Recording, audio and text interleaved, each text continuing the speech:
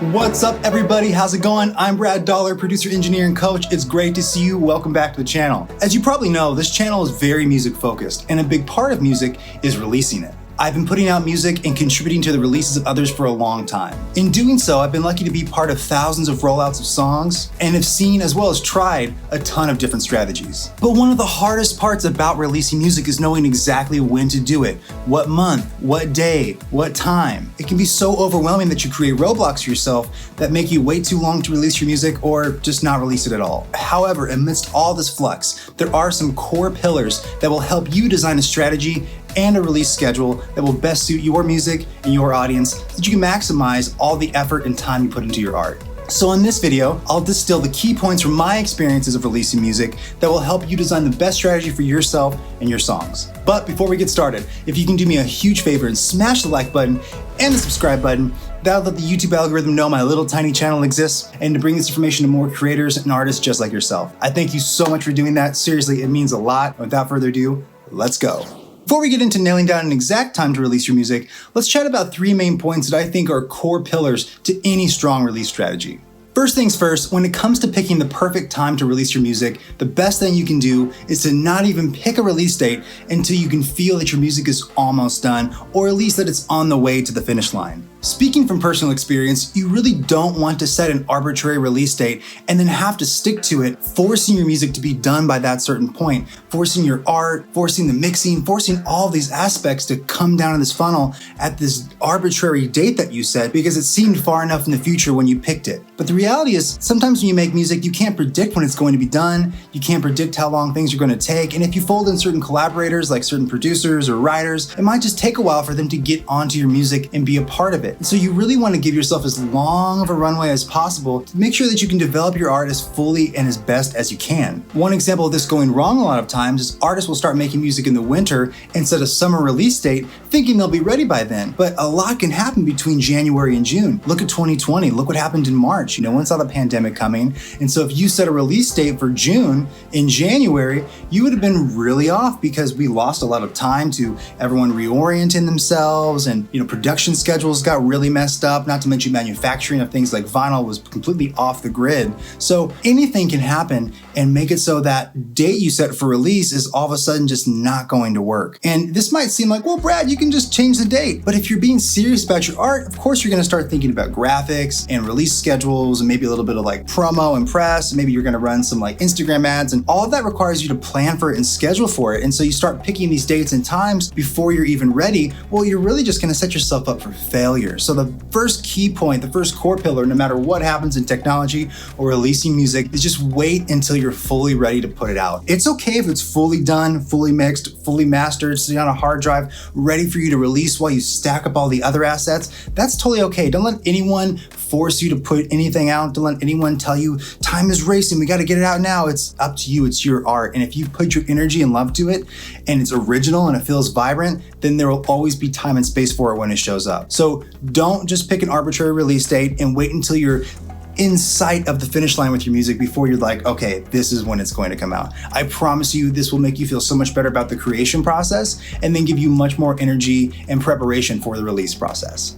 And when it comes to releasing music and picking the schedule for it, one of my favorite tools and platforms to use is DistroKid. With its really friendly upload process, DistroKid makes it extremely easy and efficient to make sure that your music gets out to all of the platforms that you want to. Not just Apple Music and Spotify, but also Claro, Angami, and many other platforms across the planet that bring music to people all over the world. So if you're looking for a great place to release your music, you're not really sure where to go, I highly recommend using DistroKid. I've got a discount code below for you to save some money when you enroll in DistroKid and release some music. I've tried so many other platforms and I really love how effective this one is, and I love their artist-focused mentality around it too. So when it comes to scheduling and picking a date and time, it can be really confusing and hard to map out when it should be, but DistroKid really guides you through the process to help you pick the best release time and schedule that's right for you. So highly recommend it. Check out the discount code below and save yourself some money when you upload some music. The second core pillar that I think is really important to any release strategy is to schedule your release around a 2 to 4 week window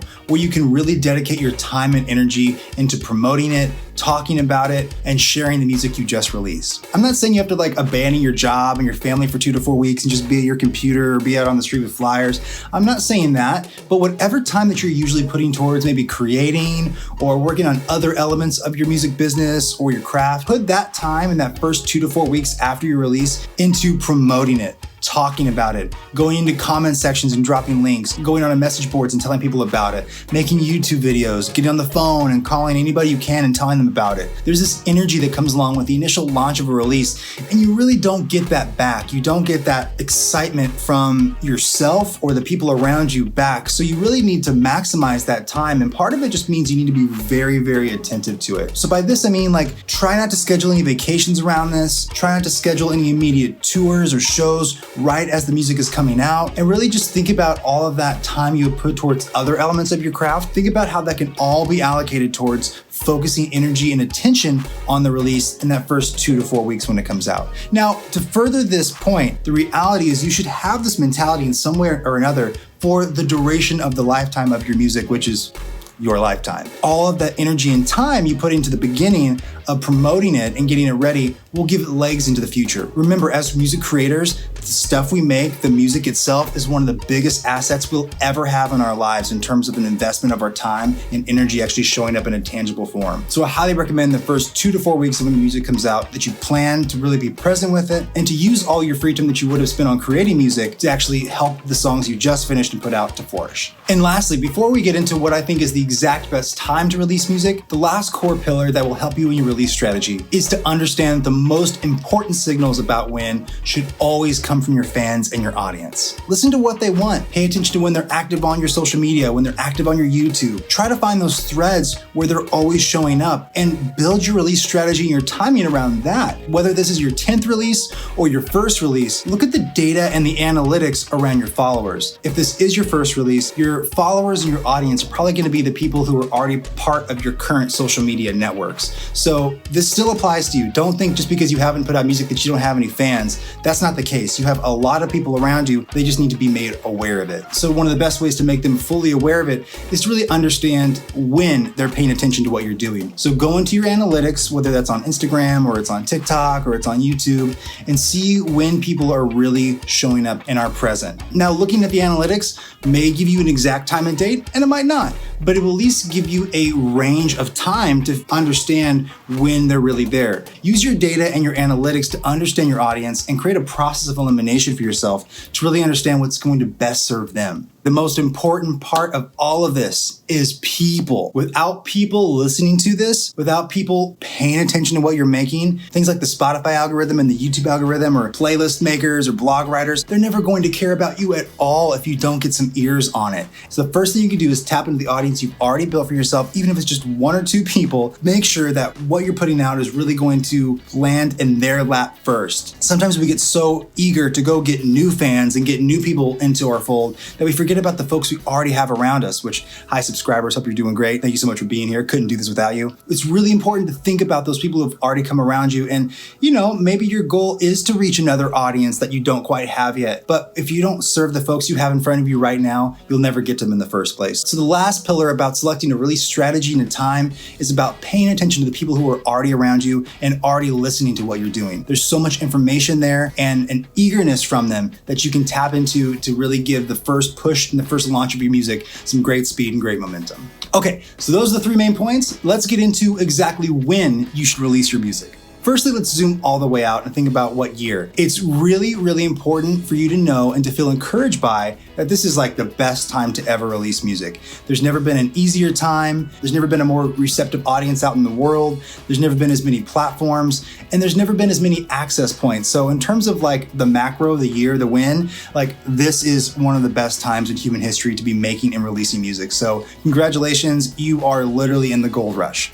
Now let's talk about month. The month of the year is really important because it relates directly to how the music industry and the entertainment industry is ebbing and flowing. There's key points in time where not just listeners, but industry folks like managers, PR people, A&R people, there's key points in the year where they're very active and engaged, and times of the year where they're just off the grid doing other things and they're very hard to access. And so building your release schedule around certain months where there are more people basically at their desk, at their computer, paying paying attention and will be there to help you push your music out in the world and are also growing their music businesses, there's really only a few key months that work. The two absolute best times in the year to release music are in the early winter, January and February, and in the early fall, September and October. In January and February, not only the music industry, but listeners in general are coming off the holiday hiatus. People are more engaged with their normal routines, such as working out and listening to music, commuting and listening to songs. So January and February have historically always shown a recommitment to music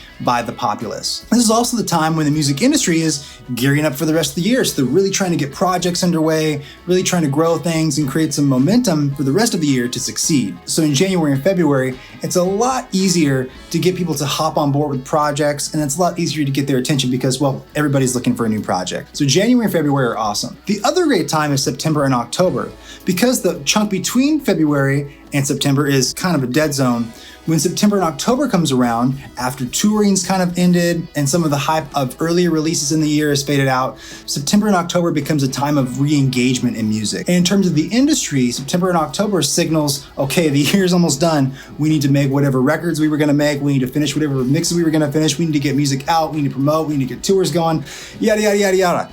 There's this huge rush in the music industry in September and October in the fall to really get stuff done. And so that serves you as an artist and creator because people, again, just like in the beginning of the year, have attention and energy and focus on lifting music up because at the end of the day, the music industry is about moving music to people. It's about getting listeners and ears and attendance and viewers and engagement in music. And so you really need to follow along with what the music industry is doing and hop along that because otherwise you're sort of pushing up a hill. When in September and October, it's kind of like free energy. It's like free gas for your music car. There's so much hype and excitement going on that if you put your music into that time, you're going to capitalize on more of that. Also, September and October is your last chance to make sure you have music in stores and on streaming services for the holidays. So if you're going to sell any sort of holiday music or you're going to have a big merch release during the holidays and try to drive your e-commerce sales up through that, then you really need to make sure that your music is out in September and October. So if you're looking for the two best month ranges, that's where I would start, January, February, and September and October. Depending on where you're at in your creation process,